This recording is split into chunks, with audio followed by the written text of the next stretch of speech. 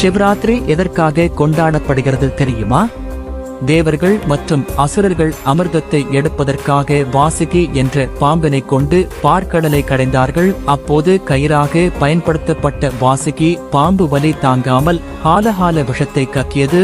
இந்த விஷம் மிக கொடியதாகவும் இந்த உலகத்திற்கு அச்சுறுத்தலாகவும் இருந்தது. தங்களை காப்பாற்றிக் கொள்வதற்காக அனைத்து தேவர்களும் அசுரர்களும் சிவபெருமானை வேண்டினார்கள். அந்த இடத்திற்கு தோன்றிய சிவபெருமான் அனைத்து விஷத்தையும் உட்கொண்டார். அப்போது வாசகி பாம்பு சிவபெருமானின் கழுத்தினை சுற்றி கொண்டது. இதனால் விஷம் உடலுக்குள் செல்லாமல் தொண்டையிலேயே தேங்கியது. அந்நாளில் இருந்து சிவபெருமானை நீலகண்டன் என்று அழைத்தார்கள். உலகத்தை காப்பாற்றிய இந்நாளையே சிவராத்திரி என்று மக்கள் வழிபடுகிறார்கள். இது போன்ற தகவலுக்கு நமது சேனலை சப்ஸ்கிரைப் செய்யுங்கள். உங்களுக்கு சிவன் பிடிக்கும் என்றால் இந்த வீடியோவை லைக் செய்யவும் சப்ஸ்கிரைப் செய்யவும் மறக்காதீர்கள்.